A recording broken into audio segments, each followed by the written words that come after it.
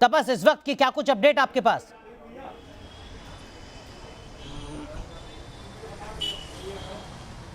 देखिए, इस समय नंदीग्राम में स्थिति अभी भी तनावपूर्ण बना हुआ है। हालांकि काफ़ी तादाद में पुलिस फोर्सेज वहां पे पोस्टिंग करवाया गया, लेकिन बीजेपी की तरफ से ये आरोप लगाया जा रहा है कि तृणमूल कांग्रेस के जो समर्थक है वो बीजेपी समर्थक को रोक रहे थे ताकि वो शुभेंदु अधिकारी के इस सभा में पहुंच ना पाए। और उसके बाद कई जगहों पर पथराव हुआ उनके साथ और 2 गुटों में झड़प हो गई, कुछ गाड़ियों को भी तोड़ा गया बुरी तरह से। और ये आशंका जताई जा रही थी कि शुभेंदु अधिकारी का आज रैली है नंदीग्राम में, जिसे ममता और शुभेंदु अधिकारी दोनों का गढ़ माना जाता है, वहाँ पे कुछ हिंसा हो सकती है। तो कुल मिलाकर हम कह सकते हैं कि जितना करीब हम 2021 के चुनाव के करीब पहुंच रहे, हिंसा थमने की कोई नाम नहीं ले रही है, बल्कि हिंसा बढ़ती नजर आ रही है। विद्यानाथ झा भी हमारे सहयोगी हमारे साथ जुड़ चुके हैं। विद्या, सीधा निशाना अब टीएमसी के निशाने पर शुभेंदु अधिकारी, वो शुभेंदु अधिकारी जिनकी कल रोड शो पर निशाना बनाया जाता है और आज उनकी रैली को उन्हीं के गढ़ नंदीग्राम में।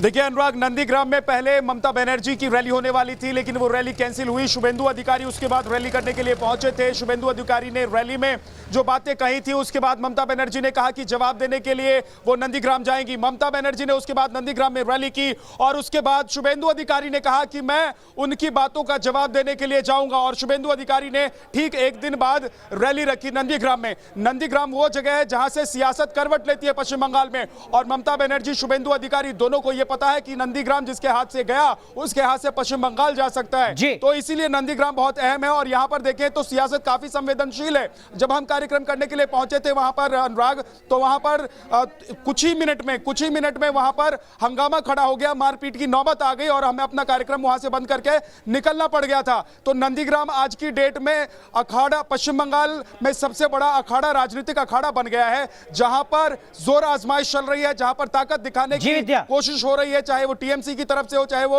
बीजेपी की तरफ से हो। शुभेंदु अधिकारी का क्षेत्र माना जाता है, लेकिन ममता बनर्जी वहीं पर उनको चुनौती देकर यह दिखाना चाहती है। बिल्कुल विद्या, माफ कीजिएगा, आपको रोक रहा हूं। इस वक्त की बड़ी खबर पश्चिम बंगाल के पुरुलिया से भी सामने आ रही है। पुरुलिया में ममता बनर्जी का बड़ा बयान सामने आया है। ममता बनर्जी ने कहा है कि बीजेपी ने परेशान करने के लिए कुछ लोग भेजे हैं, मैं भी कुछ लोगों को बीजेपी की बैठक में भेजूंगी।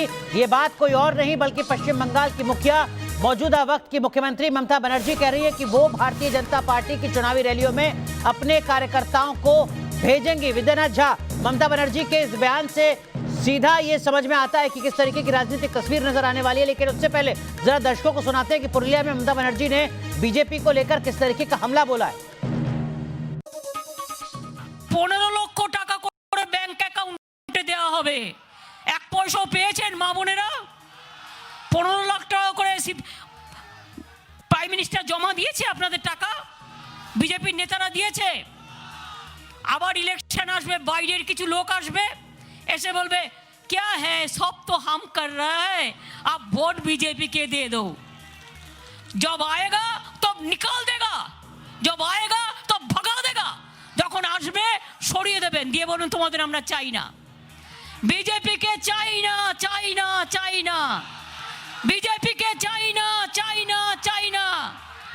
দাঙ্গাবাজ, লুটেরাবাজ, গুন্ডাবাজ बीजेपी के একটি ভোটও নয়। बीजेपी के চান আপনারা? কৃষক বলুন, শ্রমিক বলুন, মজদুর বলুন, ছাত্র বলুন, যৌবন বলুন, অনেকে মাঠে ঢুকতে পারেননি। ওই ছাদ থেকে শুরু করে, রাস্তা থেকে শুরু করে, দেওয়াল থেকে শুরু করে, গাছ থেকে শুরু করে সব দাঁড়িয়ে আছেন। बनर्जी को सुन रहे हैं पुरुलिया से हमारे सहयोगी विद्यानाथ झा, इस वक्त पुरुलिया से हमारे साथ जुड़े हुए हैं। विद्यानाथ झा, सीधी चुनौती यहां पर बीजेपी को ममता बनर्जी दे रही हैं और जिस तरीके का यहां पर एक तरीके से ऐलान वो कर रही हैं, तनातनी आने वाले वक्त में और बढ़नी है, यह तय मान लिया जाए।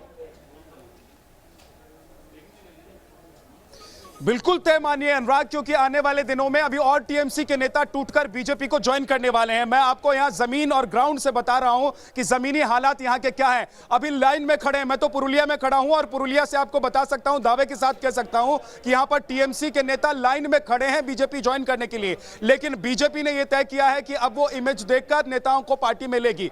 तो ये बात दीदी को बहुत अच्छे से पता है और पुरुलिया वो जगह है जहां से बीजेपी ने अपने पैर रखने की शुरुआत की थी, क्योंकि कहीं पर आपको याद होगा कि मारकर कार्यकर्ताओं को पेड़ पर लटका दिया जाता था। हिंसा का एक बहुत लंबा दौर चला। इसलिए आज जब पुरुलिया में दीदी हैं तो पुरुलिया में दीदी कह रही हैं कि बीजेपी को वोट देबो ना, देबो ना, देबो ना, यानी कि एक तरीके से बीजेपी को यहां पर इनकार करने के लिए अपने कार्यकर्ताओं समर्थकों को वो समझा रही हैं। लेकिन बड़ी यह है कि पुरुलिया की जो राजनीति है वो बहुत तेजी से बदल रही है। कांग्रेस के विधायक यहां से बीजेपी में आ चुके हैं। सियासत तेजी से बदल रही है और शायद यही ममता बनर्जी की एक बड़ी चुनौती हो सकती है, मजबूरी हो सकती है। बहुत बहुत शुक्रिया विद्यानाथ झा आपका जुड़ने के लिए, तापस आपका जुड़ने के लिए।